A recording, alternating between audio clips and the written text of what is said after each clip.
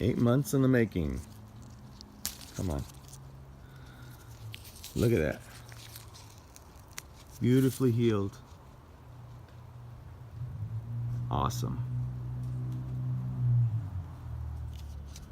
Hello everyone. This is Moses from Zaatar Gardens. Every year I have to thin out my apples during this time, mid-November. Just grabbing my hand, and that's all. Because if I don't do this to some of these varieties, as you can see right here, there's another variety I grafted. Another one over there. I think this is 4-in-1 I made. I have about, I would say, 10 to 12 varieties of apples from around the world. Here in Central California, they don't drop their leaves. You see how we're almost December. Happy Thanksgiving, everyone, by the way. We're almost December. Sorry for the sound in the background. And if I sound muffled, it's because of the fires here in California. It's all smoke everywhere. It's just smoke. So I'm wearing pretty much a dust mask to not breathe in the particulates in the air. You can just see it around you while you're walking around. It's gonna rain in about a couple hours too. So I have to do these to my apples. So if you have apple trees and they don't produce a lot of fruit, if I don't do this, the apples will not produce any fruit. So if you have apple trees and they don't produce a lot of fruit, it's because they didn't get enough chill hours, and you have to kind of put the apple tree to sleep yourself, because it doesn't get cold enough where I am for these leaves to fall naturally.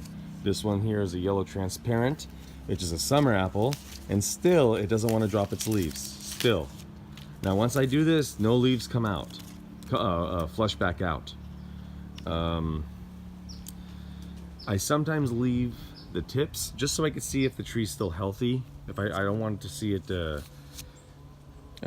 just so it could talk to me, because it's still alive, in a sense of it not going dormant. I'm forcing it to go dormant, and I want to make sure it's still healthy by keeping the end.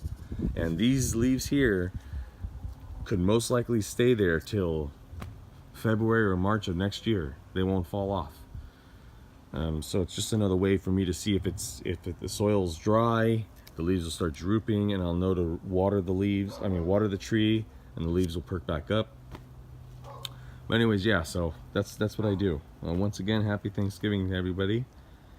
I have to do all my other trees. There's another 4-in-1, another 4-in-1, another one over there, and I have another 4-in-1 over on the side of the house. And I'm planning to graft even more this year, more varieties.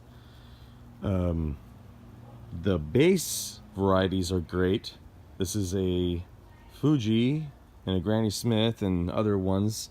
The main tree is good for my climate, but the grafts I put on, like Honey Crisp or Gala, Pink Lady even is struggling. The Sweet 16 is struggling to go dormant.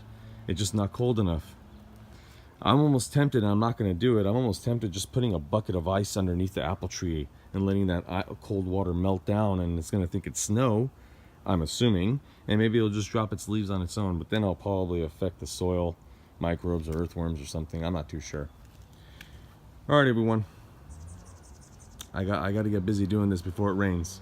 We need it bad, not for the water, just to purify the air. Happy gardening, everyone. What are you doing, Sean? Making a bigger hole just so my plants can fall off. You're gonna plant the moringas? Yeah, why? It kind of looks like a Christmas tree, huh? Yeah, it's gonna be my Christmas tree. It's gonna be your Christmas tree, a Christmas tree moringa.